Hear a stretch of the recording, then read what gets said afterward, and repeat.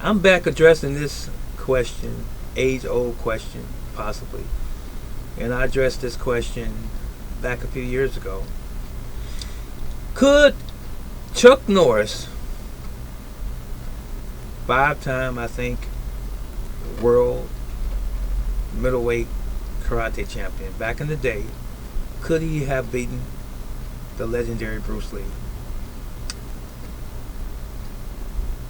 Um, it's really laughable. My answer is a definitive no.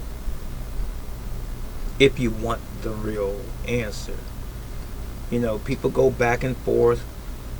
Chuck Norris was a competitor and he had so many championships and so forth, but we're talking about sport karate. Bruce Lee trained in real fighting every day of his life. That's why he didn't do sport. Now, if you can't separate those two things, shame on you.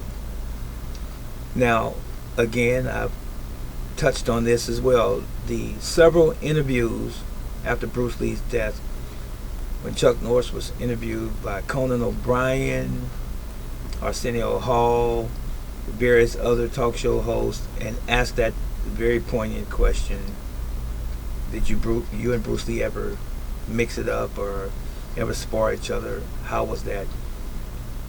And Norris would respond in one interview. He said, Bruce didn't want to go there, and I didn't want to go there. Go where, Chuck Norris? Go and admit that Bruce Lee was your superior as a martial artist, and there is such thing. There's someone who's more skilled than you. Even on screen, when you look at the stage presence as it relates to being a martial artist, notwithstanding that Chuck Norris did Tong Sudo and Bruce Lee had multiple disciplines. In the Coliseum, when you watch them sparring, even though we know it's choreographed, but the musculature on Bruce Lee, just one thing alone, on an Asian during that time, the musculature, the agility, the speed, the timing, and we could tell when you compare it to Chuck Norris, who was made to fit that role, mind you. Two totally different skill sets. Chuck Norris had that role set up for him to make him look good sparring with Bruce Lee. Chuck Norris couldn't hang with Bruce Lee, not even on Bruce Lee's worst day. To be perfectly honest, and this is not beating up on Chuck Norris. If I was beating up on Chuck Norris directly, I would say that I was beating up on Chuck Norris. I'm just stating facts. Bruce Lee was a beast. Okay? He was the GOAT, as some say. Bruce Lee was a beast of a martial artist during that time. And that is one of the reasons I believe that you never saw some of the major karate names listed as ever sparring with him openly. You never saw it on video. You never heard about it because it was done in secrecy, in private backyard or Kwon or dojo training sessions or what have you. He was just sparring with someone at their home or his home or what have you. It never got public because these guys would never want the world to know just how good Bruce Lee was. Okay? That was really it. Now, the question again that I started with was, could Bruce Lee have or Chuck Norris have beaten Bruce Lee in a real fight? No. Not a real fight. Could Chuck Norris have beat Bruce Lee in a point tournament? No. Just by virtue of the speed and elusiveness of Bruce Lee during that time. Not at all. Notice this.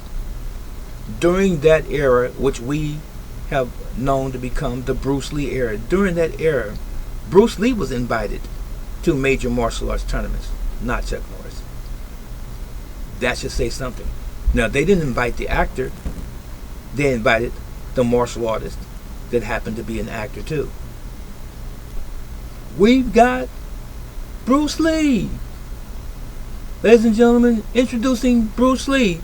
It was not introducing Thomas the Puppet, Mike Stone, Chuck Norris, Skipper Mullins. It was not introducing any of those people, Jim Kelly, Ron Van Cleef. It was not introducing any of those, and they were living around that time. Introducing so-and-so. Now, just a footnote, Jim Kelly, because of Bruce Lee, was introduced in some venues as well after his notoriety from Bruce Lee, his beginning with him primarily. And then Ron Van Cleef, his Black Dragon fame and so forth. You know, he deserved that as well. But for the most part, when Bruce Lee was in town, he'd be invited to these tournaments, or he had to travel to another state to a tournament or some event. Bruce Lee! It was never Chuck Norris. And it was Bruce Lee for a reason, because he was the real deal. Now, the world was impacted by his death. Not the death of an actor that was pretending to be a martial artist, but it was the death of a great martial arts master who happened to be an actor as well since childhood. So, Chuck Norris knew, and we all really know, he would have those interviews and people would ask him about Bruce Lee. He never, ever, really, ever gave Bruce Lee his just due as being who Bruce Lee really was. And that he was the student and Bruce Lee was the teacher. That was it. And that was all.